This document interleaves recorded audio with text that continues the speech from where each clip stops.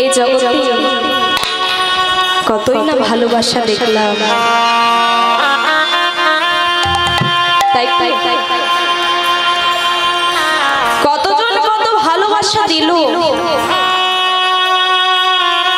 কতজন কত আপন করে নিল। আচ্ছা বলুন তো, আজ ওই ভালোবাসার কোনো দাম আছে কি গো মায়ের? আচ্ছা কোনো দাম নেই। বর্তমান দিনে প্রত্যেকটা ভালোবাসার মধ্যে শুধু স্বার্থ স্বার্থ আর স্বার্থ।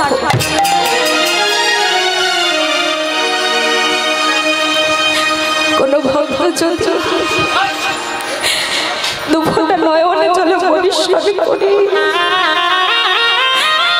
দেহরূপী ঘরে হৃদয়রূপী মন সিংহাসনে আমার গৌর হরিকে বসিয়ে যদি দুফোঁটা নয়নে জলে পরিশ্রম করে বলতে পারো,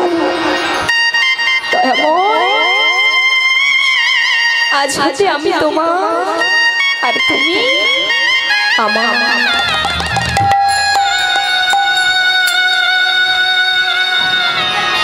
এই জায়গায় একটা কথা মনে পড়ল,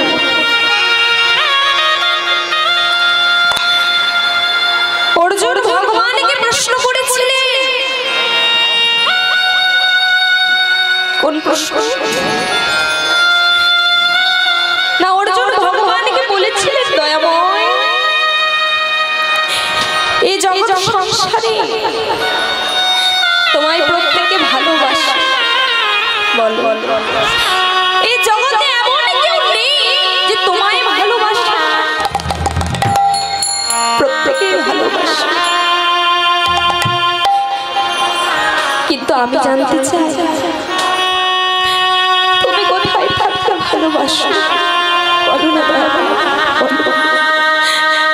তুমি কোথায় থাকতে ভালোবাসো, আমায় একবার বলো না।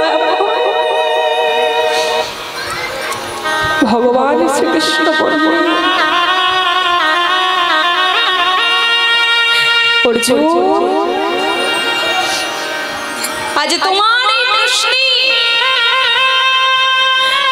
সকল জগৎবাসীগণ জানবে আমি কোথায় থাকতে ভালোবাসি। জানো অর্জুন, আমার ভক্তরা আমায় ভালোবেসে সোনার সিংহাসনে বসিয়েছে।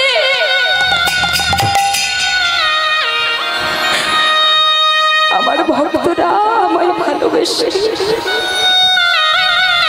পাথরলার মন্দির বানিয়ে দিয়েছে।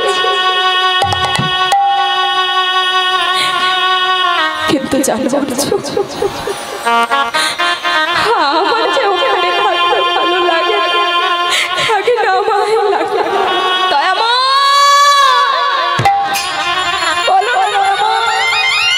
তোমার কোথায় থাকতে ভালো লাগে আমায় একবার বলো না দয়াময়, আমি তো জানতে চাই তুমি কোথায় থাকতে ভালোবাসো, আমায় বলো। অর্জুন তুমি জানতে চাও, তবে এই জগতে যাদের আমাকে দেবার মতো কিছুই নয়, যারা সব কিছু হারায় পথে পথে ঘুরে বেড়ায় কাঙালের মতো, পথে কেঁদে কেঁদে বেড়ায়, আকাশ বলে নয়নে জলে পরিশ্রম করে কেঁদে বেড়ায়। অর্জুন আমি যে তাদের হয়ে যাই,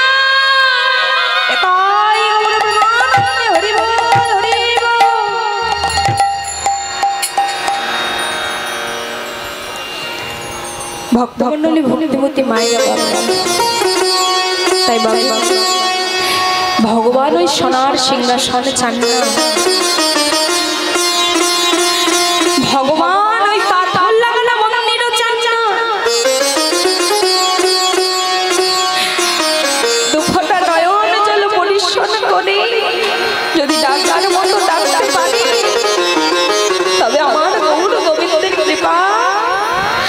হবেই হবে।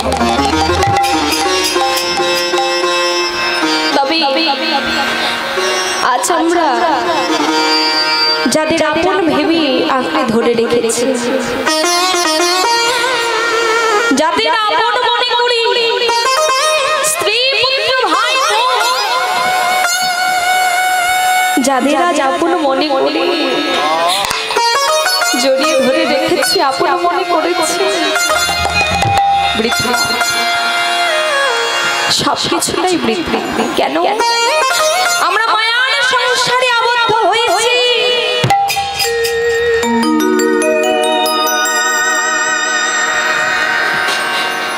আজ যাদের আপন মনে করছি কেউ যে আপন নয়। কেন আমরা নাট্যশালায় অভিনয় করতে এসেছি, যখন অভিনয় শেষ হয়ে যাবে সবকিছুটা ছেড়ে ছুড়ে চলে যেতে হবে। তবে টাকা পয়সা ধন ঐশ্বর্য এগুলো নিয়ে যাবে, তবে সঙ্গে কে যাবে?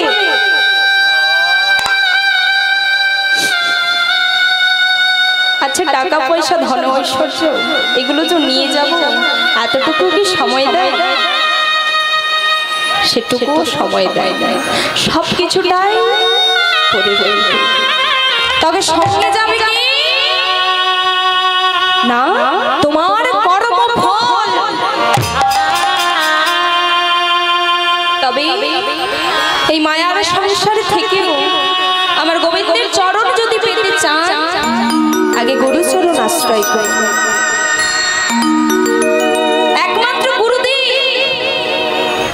একমাত্র গুরুদেবী উনি আমাদের ভগবানের চরণে পৌঁছে দেবেন। একমাত্র উনি আমাদের ভগবত চরণে মতি করে দেবেন। আজ আমায় দেখুন না, আমার গুরুদেব আমায় যদি শিক্ষা প্রদান না করত, আজ আপনাদের সম্মুখে দাঁড়িয়ে আমি এমন হরি কথা কৃষ্ণ কথা আলোচনা করতে পারতাম।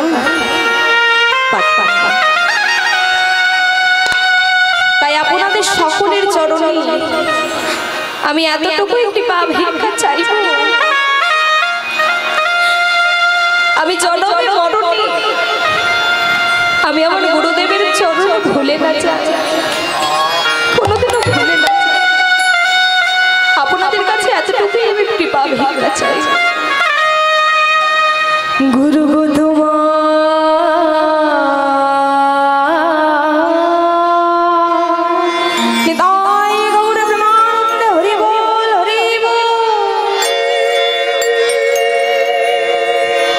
চরণ ছাড়া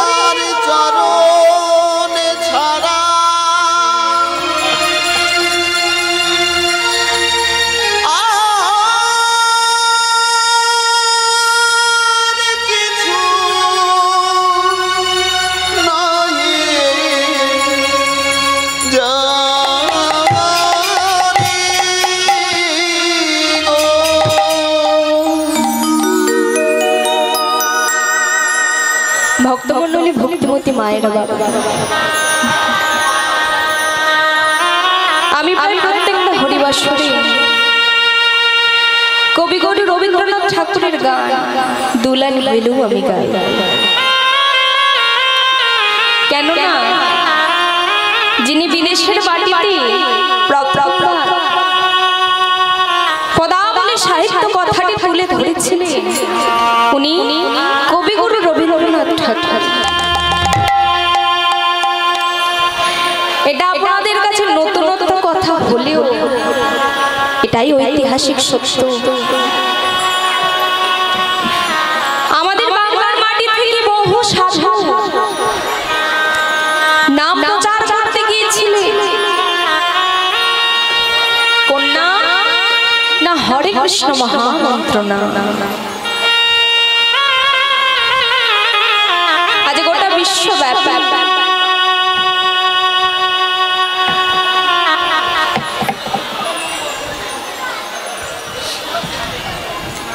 বিশ্বব্যাপী সেই হরে কৃষ্ণ মহামন্ত্র নাম প্রচার হয়েছে। কিন্তু আমাদের বাংলার মাটিতে যেনারা অনার্স নিয়ে পড়াশোনা করছে, বিশেষ করে যারা বাংলা সাহিত্য নিয়ে পড়াশোনা করছে, তাদের বিদ্যাপতি সাহিত্য, রুচিমা দেবীর সাহিত্য, বাসুদেব ঘোষের সাহিত্য পড়াশোনা করতে হবে। তা ওখানে কোন সাধু বিদেশি পণ্ডিতের কাছে বলেছিল বলেছিল কি না কবিগুরু রবীন্দ্রনাথ ঠাকুর যেদিন বিদেশের মাটিতে আইনস্টাইনের সঙ্গে কবিগুরু রবীন্দ্রনাথ ঠাকুরের সাক্ষাৎ হয়, উনি আলোচনার মাধ্যমে বলেছিলেন, প্রথমবার তুলে ধরেছিলেন। তাই আস্তে আস্তে গোটা বিশ্বব্যাপী সেই পদাবলী সাহিত্য প্রচার পেয়েছে। এমনকি পদাবলী কীর্তন আজ প্রচার পেয়েছে।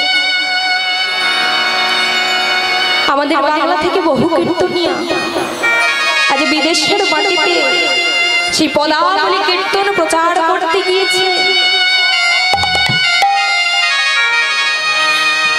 তাই ওনাকে শ্রদ্ধা জ্ঞাপন করার জন্য ওনার গান আমি দু লাইন বলেও গাই।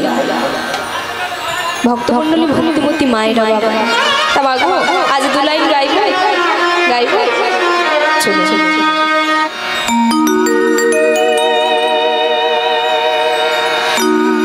আমার হিয়ার মাঝে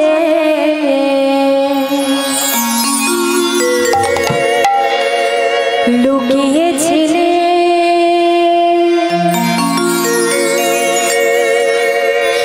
দেখতে আমি পাইনি তোমার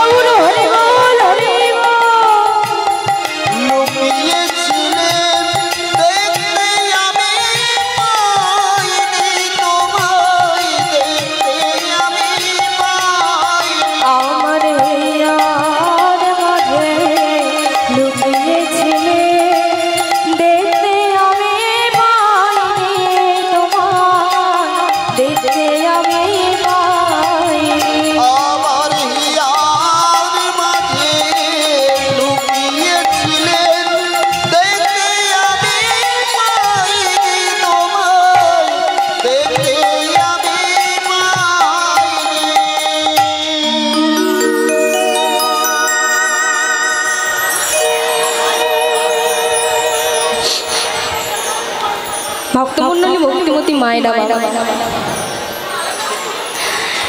বর্তমান দিনে আমাদের যদি একটু অর্থ হয়ে যায় আমরা খুব অহংকারী হয়ে যাই।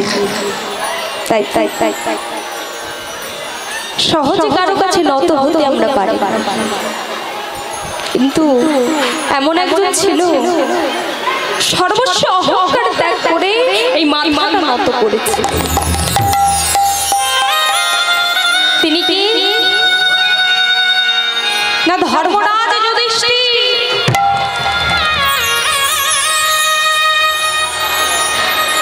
কবে মাথা নিচু করেছে না কুরুক্ষেত্রের যুদ্ধের আগে। তো কুরুক্ষেত্রের যুদ্ধ কাদের মধ্যে হয়েছিল? কি গো মায়েরা, কি গো বাবা? হ্যাঁ হ্যাঁ, কুরুপক্ষ আর পাণ্ডব পক্ষ। তা ভগবান কোন পক্ষে ছিলেন? পাণ্ডব পক্ষে। ভগবান ছিলেন পাণ্ডব পক্ষে। আচ্ছা, কোনদিনও অন্তরে প্রশ্ন জাগে না ভগবান পাণ্ডব পক্ষে কেন গেলেন? তবে কুরুরা কি ভগবানের ভক্ত ছিল না? কুরুরা ভগবানকে ভালোবাসত না? কারণটা কি ছিল? কারণটা এটাই ছিল, কুরুরা ভগবানের প্রতি বিশ্বাস করত। ভগবানের প্রতি তাদের বিশ্বাসটা ছিল না। কেন? কারণ ভগবান বলেছিলেন যে শোনো, আমি এই যুদ্ধে কোনো অস্ত্র ধরব না, কিন্তু আমার 1 লক্ষ নারায়ণী সৈন্য রয়েছে, তোমরা পারলে নিতে পারবা।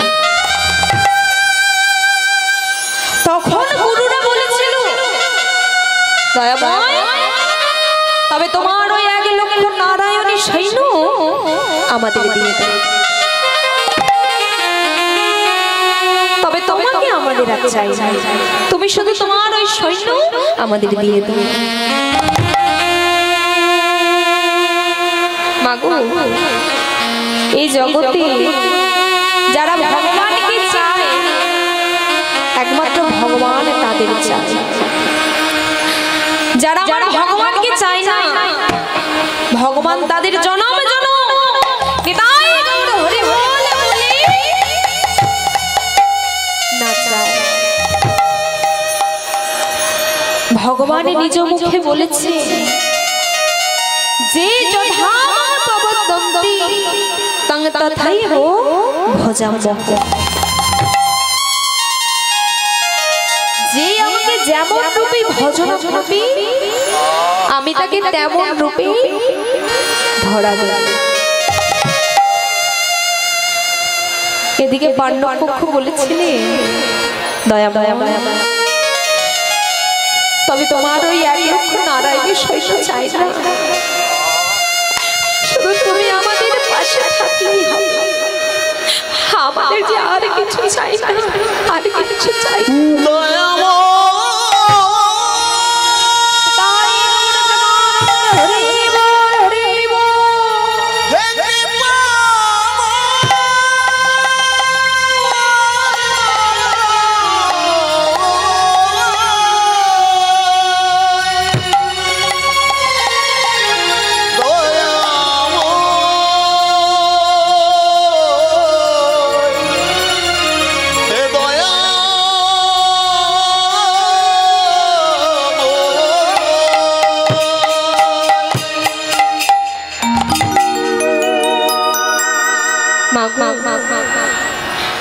যে দলে আমার ভগবান থাকে সে দল কি কোনোদিনও হারতে পারে?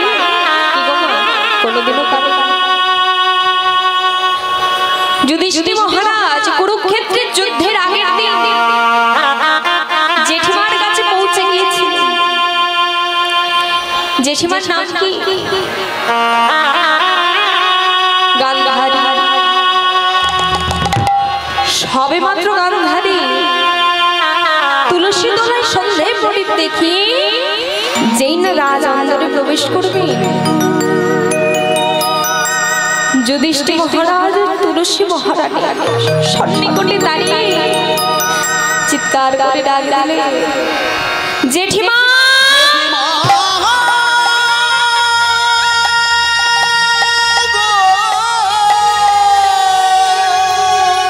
জেঠিমা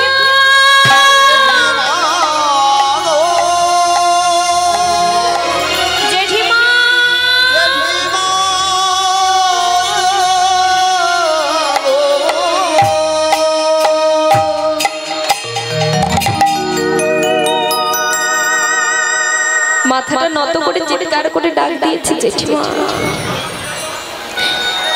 এদিকে যেই না গান্ধারী রাজন্তরে প্রবেশ করে চিৎকার শুনতে পেল জেঠিমা জেঠিমা বলে, তিনি বলে উঠলেন, কে কে কে আমায় বারবার জেঠিমা বলে ডাকছিস? কে? যুধিষ্ঠির মহারাজ বলে উঠলেন, জেঠিমা আমি যুধিষ্ঠির। প্রধানিত হয়ে বলে উঠলেন, কেন এসেছিস? তুই না আমাদের শত্রু, শত্রু হয়ে শত্রু বাড়িতে এসেছিস। চলে যা, এক্ষুনি চলে যা বলছি। আমি তোর ভজন খানা দেখতে চাই না, চলে যা। প্রধানিত হয়ে বলে উঠলেন, চলে যা। আজ যুধিষ্ঠির মহারাজ তুলসী মহারানীর সন্নিকটে দাঁড়িয়ে হাত পা জড়ো করে অঝরে কাঁদতে কাঁদতে বলছে, জেঠিমা তুমি আমার পর ভাবতে পারো,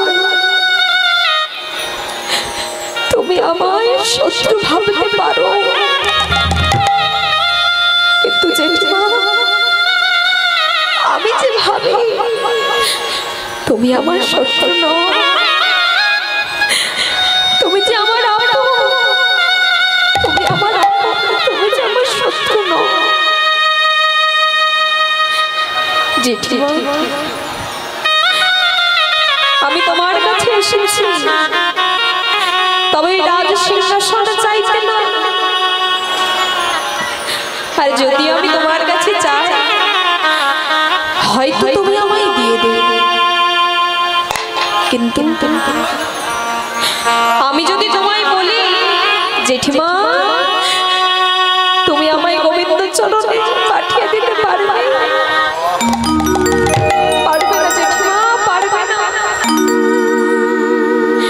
শোনো জেঠিমা, আজ তুমি ঘর ঘরে দাঁড়িয়ে আজ যাদের আমার আমার করছো, আপন মনে করছো,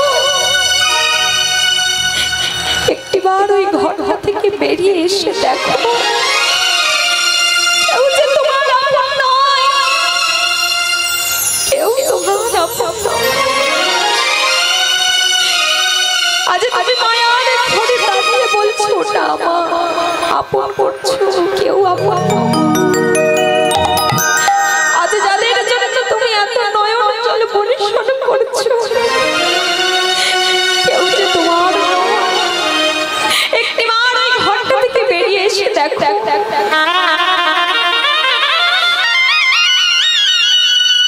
গান্ধারী আমার নয়ন জলে পরিশ্রম করে রাজন্দর থেকে তুলসী মহারানীর সন্নিকটে এসে দাঁড়ায়।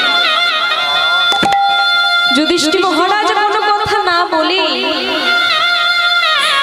জেঠিমার পা দুটি জড়িয়ে ধরে অঝোর গলায় কাঁদে, জেঠিমা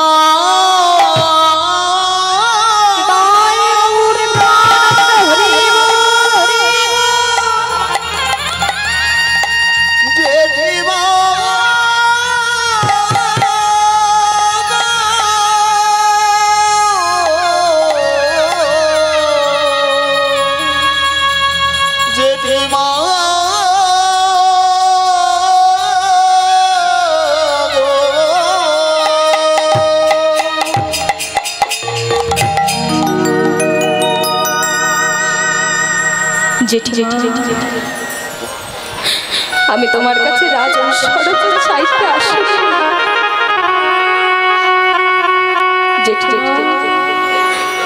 কাল যুদ্ধ শুরু হয়ে যাবে, আমি জানি না যুদ্ধে কে পড়বে আর কে বাঁচবে। হয়তো তোমার সঙ্গে আমার এই শেষ দেখা। জেঠিমা, তুমি আমায় আশীর্বাদ করো। আমি যদি এই যুদ্ধে মারা যাই, ভগবান যদি আবার আমার এই মর্তের মাটিতে পাঠায়, আমায় জন্ম দেয়, তবে জন্ম দেয় কাঙালের ঘরে,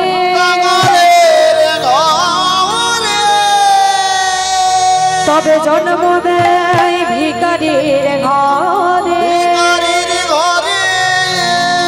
তবে জন্ম দেয় অভাগীর গর্ভে।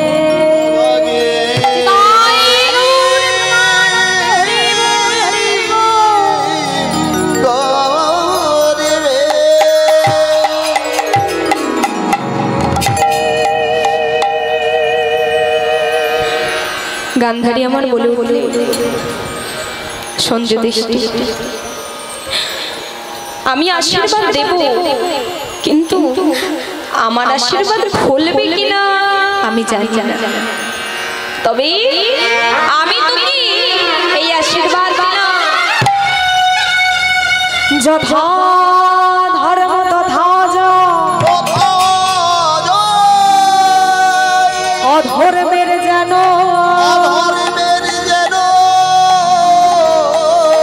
হবে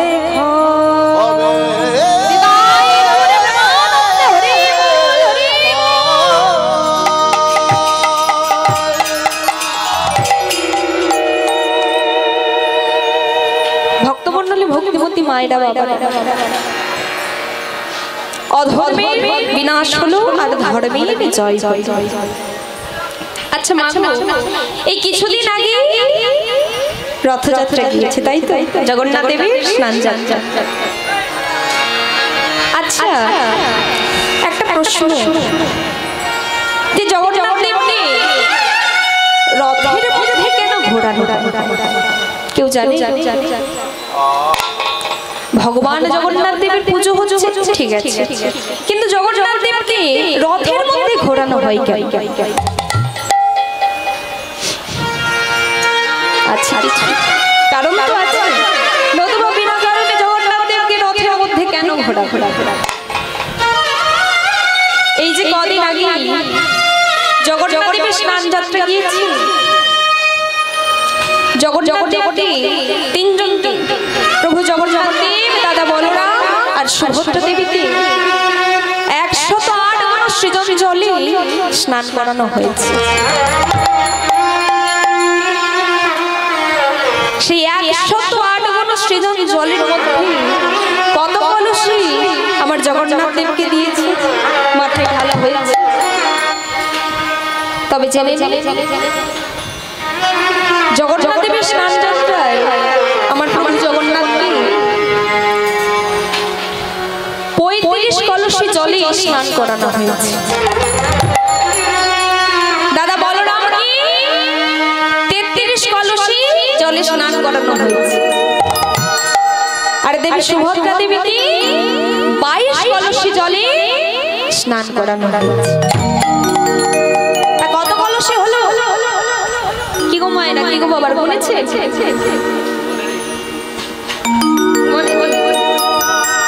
108 এর মধ্যে কত হয়েছে?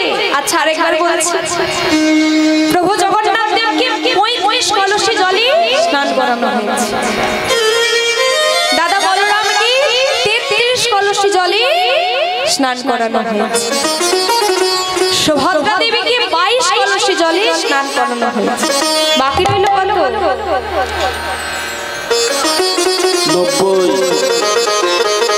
90 হয়েছে কত? আর বাকি রইল 8 ফিট। ভগবান জগন্নাথ দেবের যে সুদর্শন চক্র রয়েছে না হাতের মধ্যে, ওই সুদর্শন চক্রকে 18 কলসি জলে স্নান করানো হয়। মোট হলো 108 গণ সৃজন জল।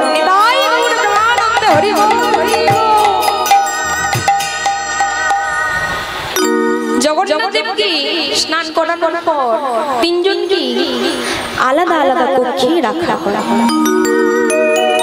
কেন কেন না কোনো মানুষ যদি অতিরিক্ত জলে স্নান করে তার জ্বর হয়, তো এটা ভক্তের ধারণা সে মানুষের জ্বর হবে। তাই ভক্তের ধারণা ভগবানের জ্বর হয়েছে। তাই জগন্নাথ দেব দাদা বলরাম আর সুভদ্রা দেবীকে আলাদা আলাদা কক্ষে রাখা হয়। তাদের চিকিৎসা করা হয়। কেমন চিকিৎসা? তবে আমাদের মতো হোমিওপ্যাথি আর অ্যালোপ্যাথি নয়। কেমন চিকিৎসা? না কবিরাজি চিকিৎসা। ওখানে ডাক্তার থাকেন, উনি বলে দেন যে ভগবান এখন আমাদের সুস্থ।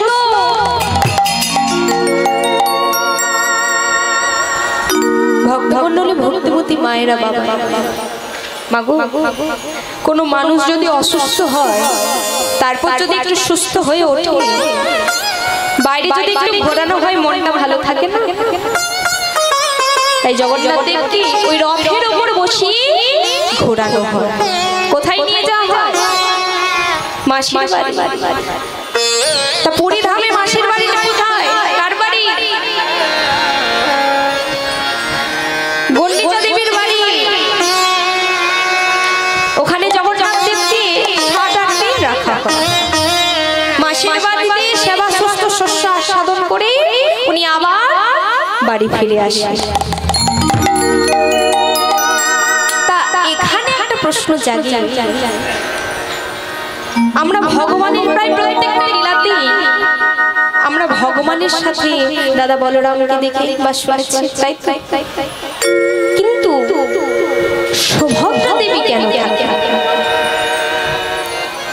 রথের উপর তিনজন যে থাকে, সুভদ্রা দেবী কেন থাকে?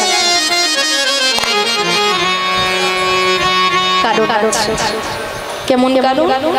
না ভগবানের প্রভাসযোগ্য লীলা আস্বাদন করেছেন। তবে যেনারা করেছেন তেনারা জানেন, শুনেন, ভগবানের প্রভাসযোগ্য লীলা হলো অন্তিম লীলা। ওখানে আমার ভগবান শ্রীকৃষ্ণ উনি বৃন্দাবন ত্যাগ করে মথুরায় গিয়েছিলেন। তা ওখানে মা দৈবকী মাতা বলেছিলেন যে কৃষ্ণ আমার অষ্টম গর্ভের সন্তান ও আমার ছেলে।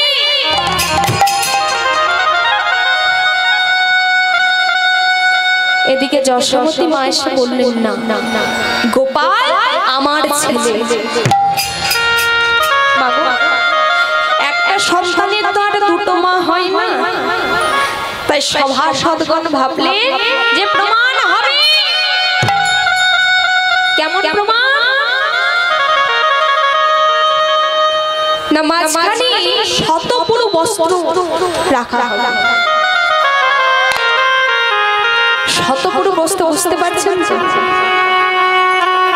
ওই বস্ত্রে একদিকে থাকবে 2 মা আর অন্যদিকে থাকবে আমার ভগবান শ্রীকৃষ্ণ। তবে যে মা নিজের স্তনদুগ্ধ আমার ভগবানের বদনে তুলে দেবে সেই আমার আসল মা।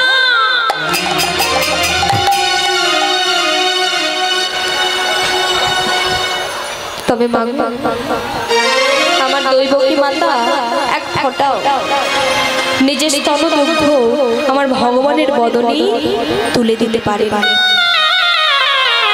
কিন্তু আমার যশোমতী মা পেরেছিলেন। কেন? তিনি জন্ম না দিলেও তিনি লালন পালন করেছেন। প্রমাণ হয়ে গেল আসল মা। আজ যশোমতী মা ফিরে এসেছে বাড়িতে। এদিকে যশোমতী মাকে ঘিরে ধরেছে কারা? না আমার ভগবান স্ত্রী, ভগবান শ্রীকৃষ্ণের স্ত্রী। কারা? না জাম্বতী, রুক্মিণী, সত্যভামা। মাকে ঘিরে ধরে বলছে, মা আমাদের বধূকে তুমি ছোট্ট ছোটবেলা থেকে লালন পালন করেছো, তাই তুমি আমাদের বধূর সমস্ত লীলা জানো। কিন্তু আমরা জানতে চাই, বলো বলো বলো, আমরাও তো সেই লীলা কথা জানতে চাই, আমাদের বলো। মা আমার বলে উঠল, হ্যাঁ রে, আমি মা হই আমার সন্তান নীলা কথা যদি বলি, একটিবার যদি আমার গোপাল শুনে নেয় কেমন একটা লাগে না? তবে শোন সুভদ্রা, তুই দরজার সামনে দাঁড়া, তোর দাদারা চলে আসলে আমাকে একটিবার বলে দিবি কি তোর দাদারা চলে এসেছে, তখন আমি চুপ করে যাব। আজ সুভদ্রা দেবীকে দরজায় পাহারা দিতে দাঁড় করিয়েছি, আর এদিকে মা আমার বলা শুরু করেছে। ভগবান আবার অন্তর মাঝে জানতে পারবেন, তিনি আর দেরি না করে চলে এদিকে সুভদ্রা যেই না বলতে যাবে মা তুমি এবার চুপ করো, দাদারা চলে এসেছে, তার আগে ভগবান আমার সুভদ্রা দেবীর মুখটা চেপে ধরেছে। হ্যাঁ রে বউ,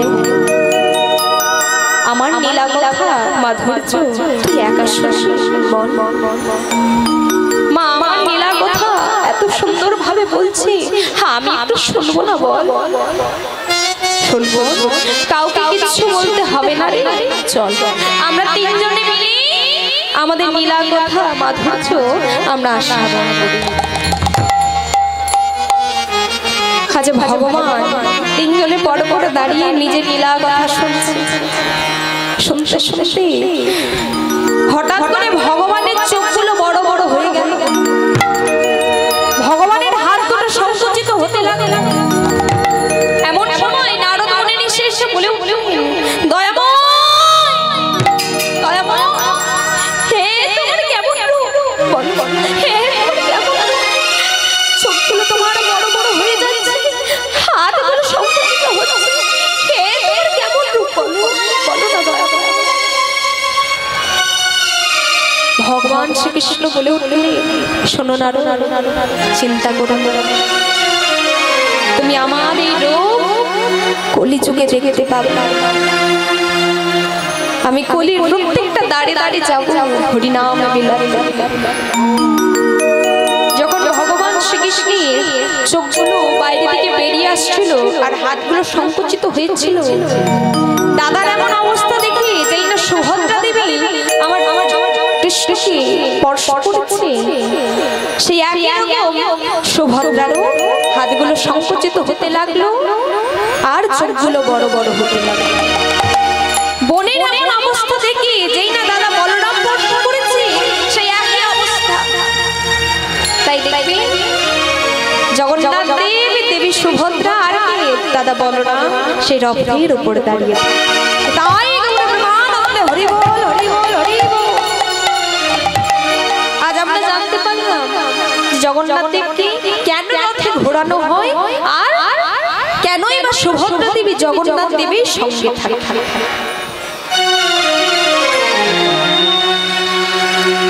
ভক্তমণ্ডলী, ভক্তিমতী মায়েরা বাবা, আজ আমরা যে লীলাটি আস্বাদন করব অসাধারণ লীলা। আজ আমরা লীলা আস্বাদন করব বৃন্দাবন লীলা। তবে বৃন্দাবন লীলা গাওয়া আমার মতো অধমীর কোনো যোগ্যতা নেই। যদি আপনারা কৃপা করেন, করুণা করেন, তবেই আমি গাইতে পারব। তবে বৃন্দাবনে যেতে গেলে কি বলতে হয়? রাধে রাধে। চলুন আমরা প্রত্যেকেই উলুধ্বনি শঙ্খধ্বনি করতে করতে আমরা বৃন্দাবনের পথে যাব। মায়েরা প্রত্যেকে সবাই মিলে একটু ঘোমটাটা দিয়ে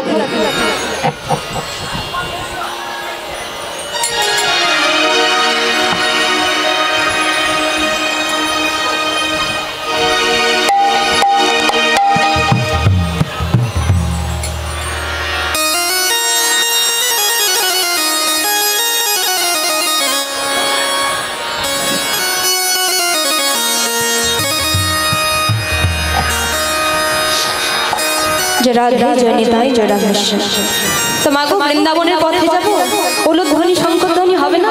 চলুন মায়েরা বলে ধনী বাবারা জয় জয় নিতাই গৌর প্রেমানন্দে হরি বল হরি বল হরি বল।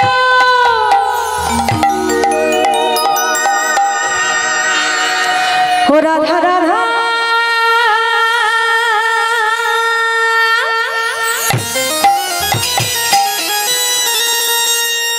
ও রাধা রাধা ও রাধা রাধা রাধা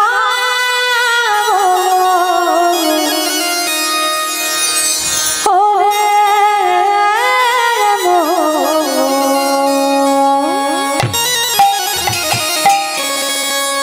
যদি যাবি যদি যাবি মধুর বৃন্দাবন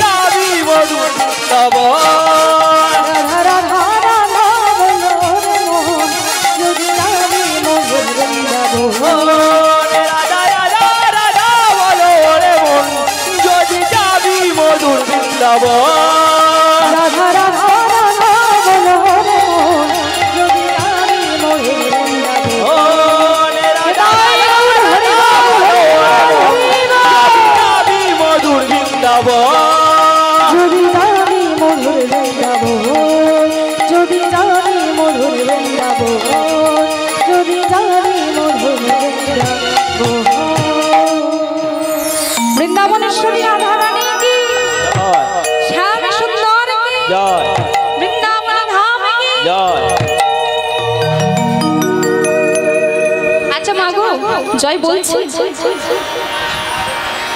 আমি তো শুধু হাতগুলো দেখতে পাচ্ছি আর কিছু,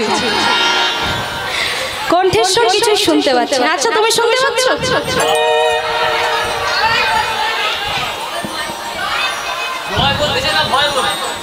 সেটাই তো বোঝা যাচ্ছে। জয় তো তার একটু জোরে হবে। তা চলো বৃন্দাবনেশ্বরী রাধা রানী কি, শ্যাম সুন্দর কি, বৃন্দাবন ধাম কি, শ্যামকুণ্ড কি, রাধা কুণ্ড কি, কালী মাই কি, কার্তিক ঠাকুর কি, ভক্তগণ কি, এত সুন্দর সামনে কি, গৃহস্থ কি, আমার ছোট্ট ভাই কি, এত সুন্দর হরি সভা কি, আমার ক্যামেরা দাদা ম্যান কি, এত সুন্দর হরি সভা কি, আর যেটা কথা বলছেন কি,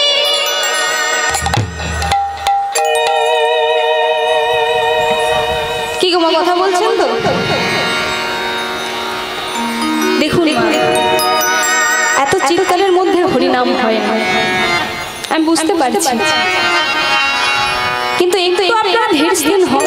এত যদি চেল্লা হয়, চেল্লাচিল্লি হয়, আমার হরিনাম গাইতে একটু কষ্ট হবে। তাই আপনারা একটু শান্ত হয়ে বসুন, একটু ধৈর্য ধরে বসুন।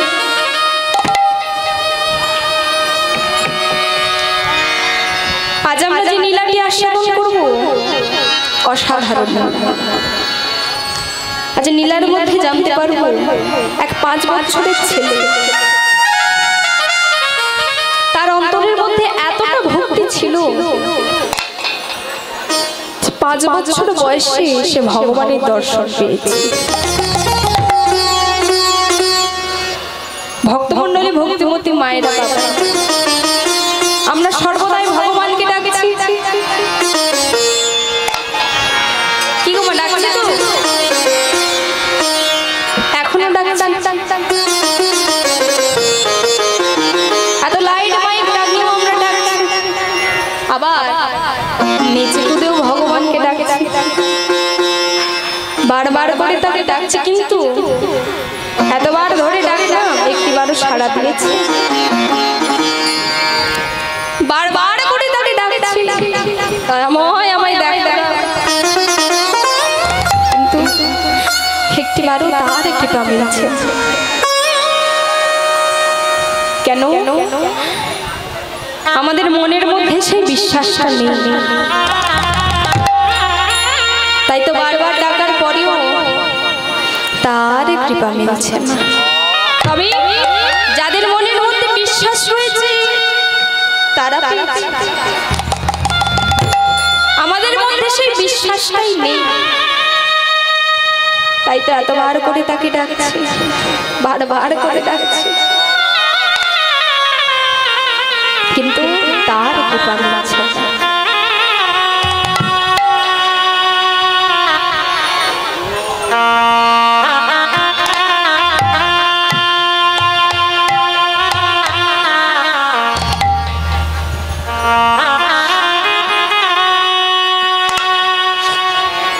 কিন্তু একটা 5 বছরের ছেলে, তার অন্তরে এতটা বিশ্বাস ছিল যে তার ডাকে ভগবান সারা না দিয়ে থাকতে পারবে। আচ্ছা মা গো, কৃষ্ণ কাদের বাড়ির ছেলে? কি গো বাবা? কৃষ্ণ সামন্তদের বাড়ির ছেলে? কি গো মায়েরা, কি গো বাবা? না কৃষ্ণ কাদের বাড়ির ছেলে? গোয়ালা।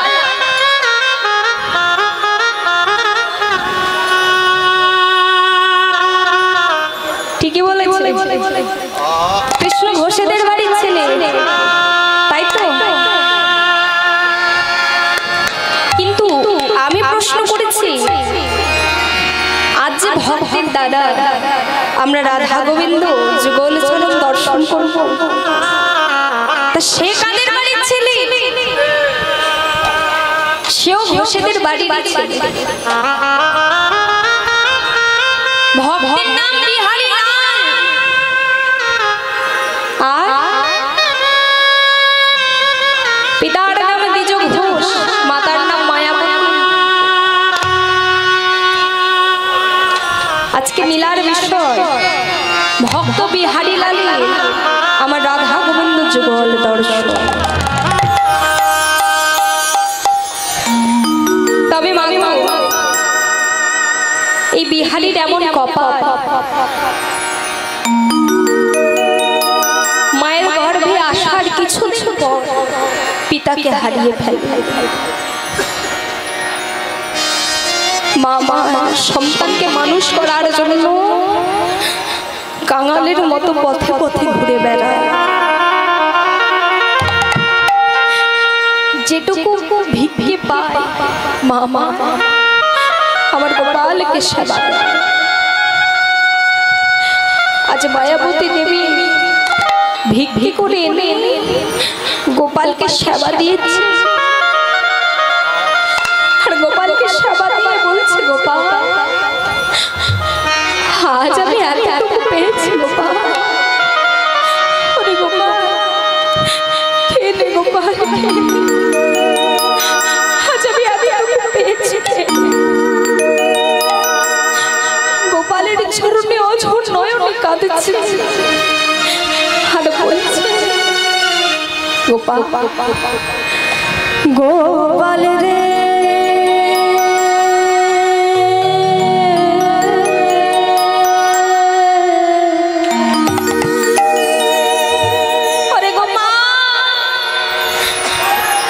খেয়ে নে গোপাল খেয়ে নে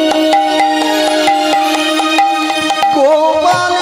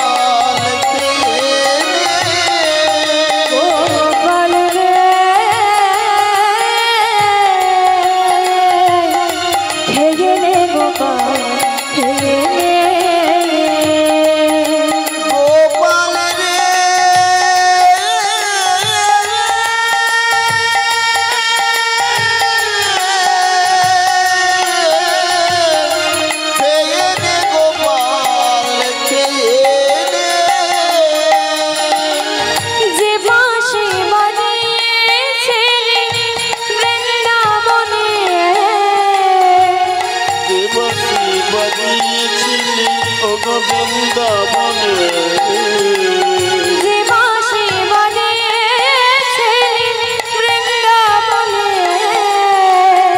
যে বাঁশি বানিয়েছিলি বৃন্দাবনে, সে বাঁশি বাজারে মা আমারও প্রাণে। হেয়ে রে গোপাল হেয়ে রে, গোপাল রে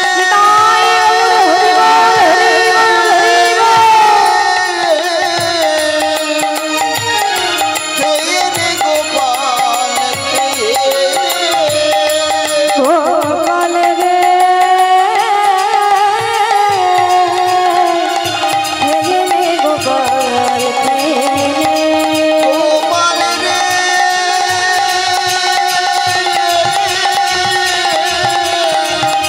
খেয়ে রে গোপাল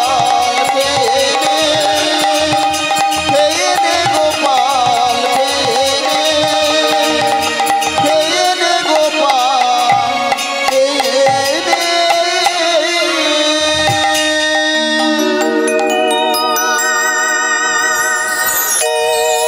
আজ মা প্রসাদের থালাটা নিয়ে ছোট্ট বিহারীকে সেবা পাইয়ে দেয়। অবশিষ্ট যেটুকু রয়ে থাকে মা আমার সেবা করে।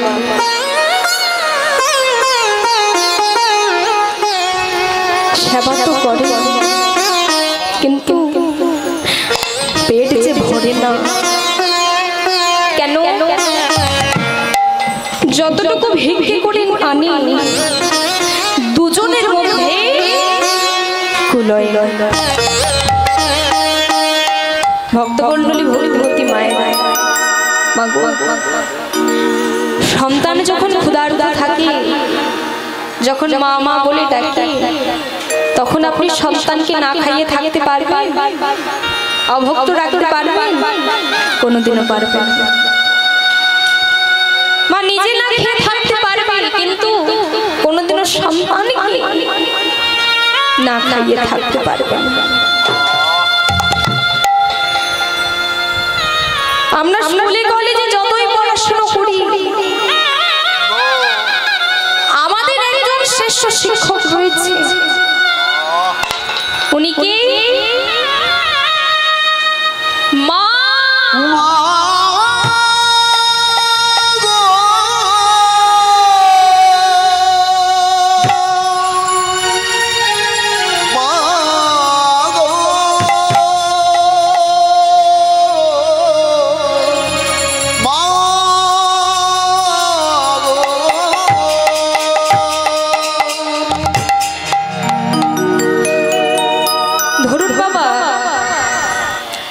আপনার নিজের মা আর আপনার শাশুড়ি মাকে দুজনকে পাশাপাশি দাঁড় করানো হলো।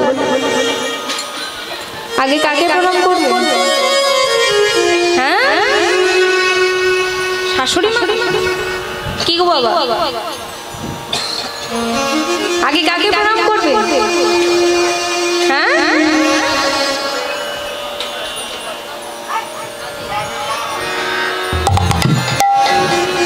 ঠিকই বলে। আগে নিজের মাকে প্রণাম করো, তারপরে শাশুড়ি মাকে প্রণাম করো। কেন? যে মা তোমায় 10 মাস 10 দিন এই গর্ভে ধারণ করে জন্ম দিয়েছে, এই পৃথিবীর আলো দেখিয়েছে, আগে তাকে প্রণাম করো,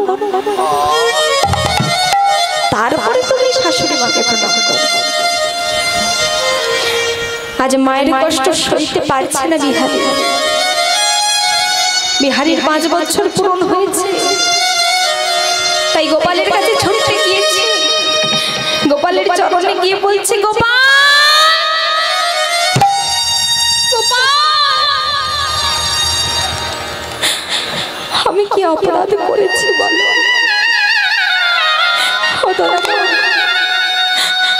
আমায় একবার বলো, আমায় কোন অপরাধে তুমি শাস্তি দিচ্ছ? আমি কি অপরাধ করেছি তুমি আমার কাছ থেকে আমার পিতাকে কেড়ে নিলে? বল বল বল, আমি কি অপরাধ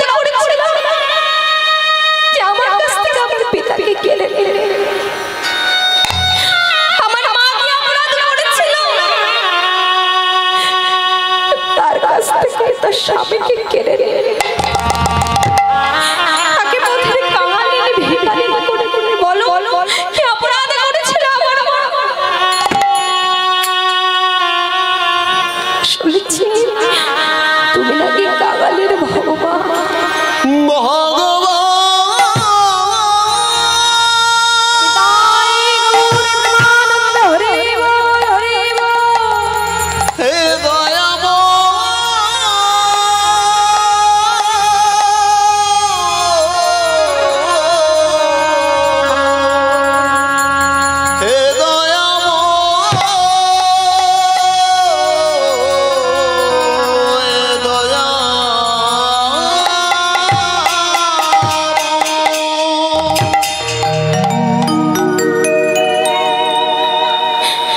শুনেছি তুমি নাকি কাঙালির ভগবান।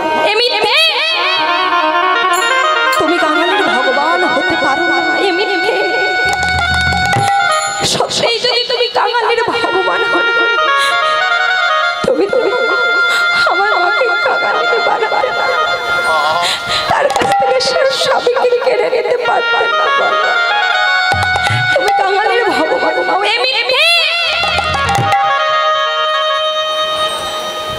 গোপাল, আমি তো মনস্থির করেছি মায়ের চোখের জল মোছাতে গিয়ে আমার যদি এই প্রাণটাও চলে যায়, তবে পরের বাড়িতে চাকরি আমি করব। চাকরি আমি করব। তাই রাতের অন্ধকারে ছুটে এসে মায়ের গলাটা জড়িয়ে ধরে বলছে, মা ও মা, আমি আজ পর্যন্ত তোমার কাছে কিচ্ছু চাই, কিন্তু আজ আমি তোমার কাছে কিছু চাই। তুমি না বলবে না? বলো বলো না। আচ্ছা আচ্ছা তুই বল না আমায় না, তুমি আগে আমায় কথা দাও, আমি যা বলবো তুমি আমায় না বলবে না।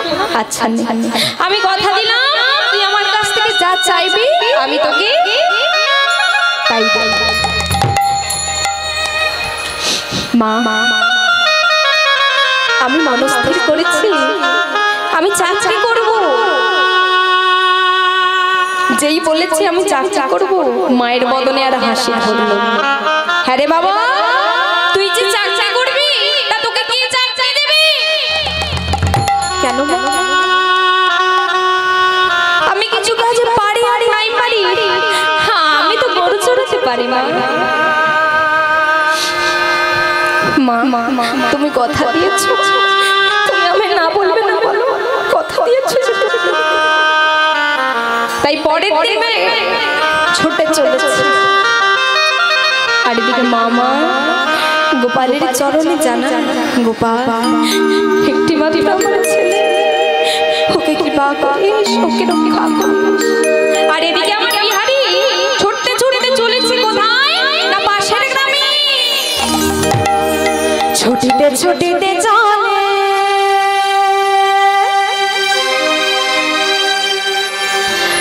পাশের গ্রামে।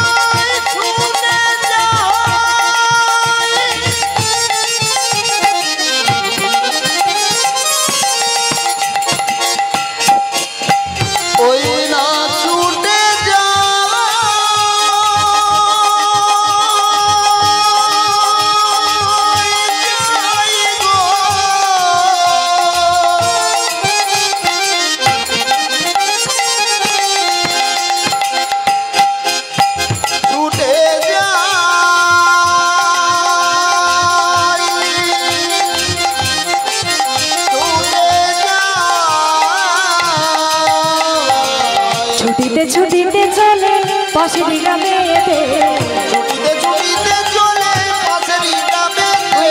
একটা চাকরি দাও গো বাবু, দুঃখ যাবে। ওই না একটা চাকরি দাও গো বাবু, দুঃখ যাবে। ওই না একটা চাকরি দাও গো বাবু, দুঃখ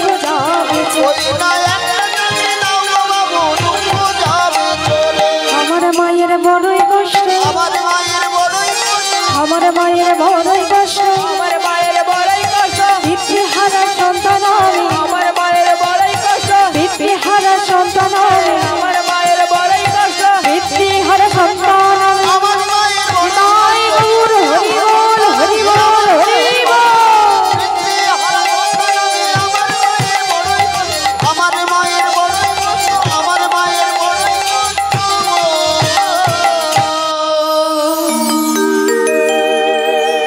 বিহারি আমার ছুটতে ছুটতে এক বড় বাড়ির দরজায় এসে দাঁড়িয়েছে।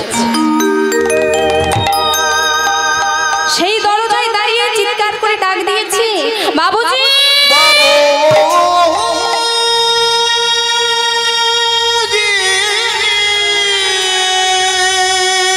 বাবুজি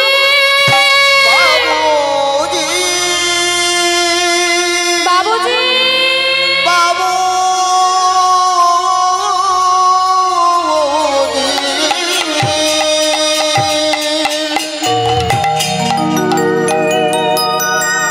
যেই না চিৎকার করে ডাক দিয়েছে বাবুজি বলে, ঘরের ভেতর থেকে বাবুজি বেরিয়ে এসে বলছে, আরে কে তুই?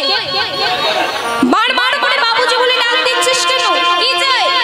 আর তোর পরিচয় কি? কোথা থেকে এসেছিস তুই? বাবুজি, আমি যে পাশের গ্রাম থেকে এসেছি, আমার যে পিতাঙ্গিনী, আমার মায়ের খুব কষ্ট। আপনার বাড়িতে তো কতগুলো গরু রয়েছে, আমাকে ওই গরু চালানোর কাজটা দেন না বাবু, দেবে? ওইটুকু একটা 5 বছরের ছেলের বদলে বাবুজি ও কথা শুনে বলে উঠল, হ্যাঁ রে বাবা শোন। কাছে ডেকে বলছে, হ্যাঁ রে তোর নাম কি? আমার নাম বিহারি। শোন বাবা বিহারি, আজ থেকেই আমার সমস্ত গোয়ালের দায়িত্ব আমি তোর হাতে তুলে দিলাম। তবে তোর এই যে পিতা মাতার প্রতি ভক্তি ভালোবাসা দেখতে, একদিন এই ভক্তি ভগবান বাধা পড়বেই পড়বে। তাই হরি বল হরি বল।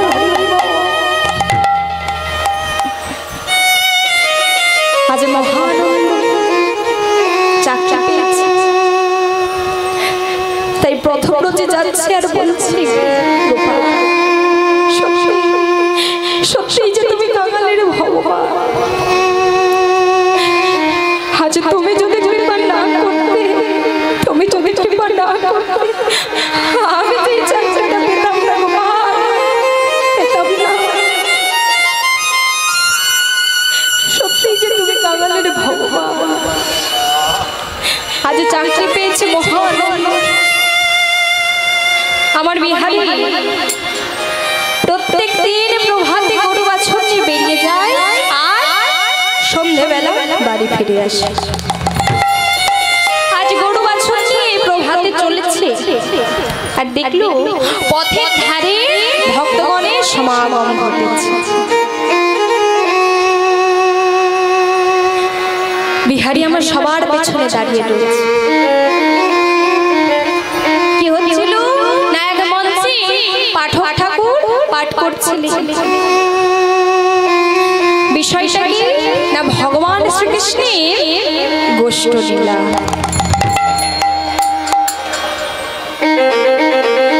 আজ পাঠক ঠাকুর ভক্তগণকে বলছে, শোনো ভক্তগণ, আমার ভগবান শ্রীকৃষ্ণের বৃন্দাবনে নবলক্ষ ধেনু রয়েছে। আমার ভগবান শ্রীকৃষ্ণের বৃন্দাবনে 24 জন বন্ধু রয়েছে, যার মধ্যে 12 জন প্রধান আর 12 জন উপপ্রধান।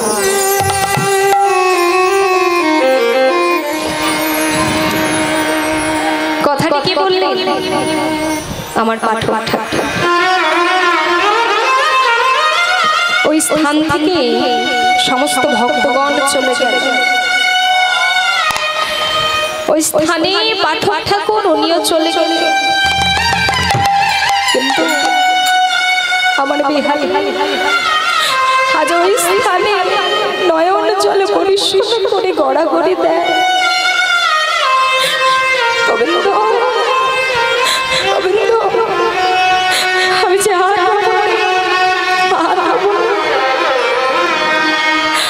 অঝর নয়নে কাঁদছে, কাঁদতে কাঁদতে বদন ভরে বলে উঠল, কবে গোবিন্দে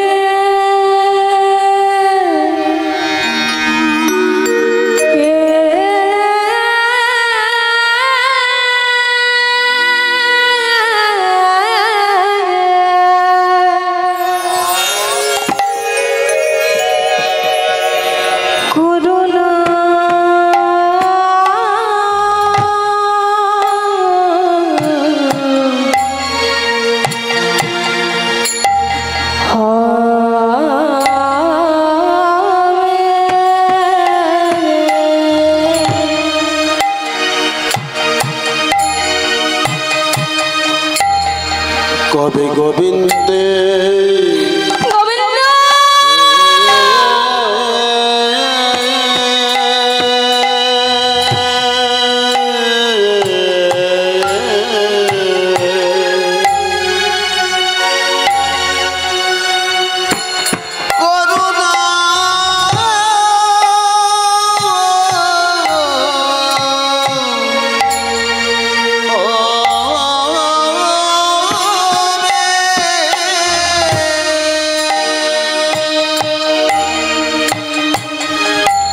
কবে গোবিন্দ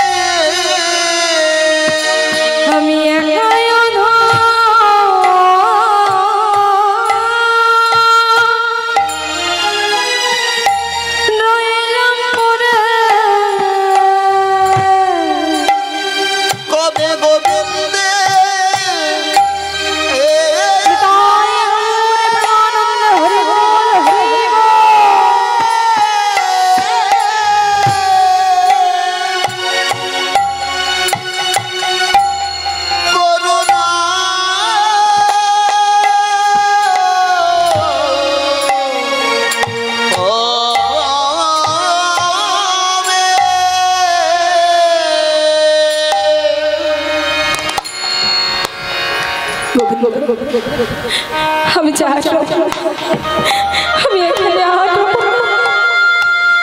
আমি যাবার ব্রাহ্মণে যাব, আমি কৃষ্ণের কাছে আমি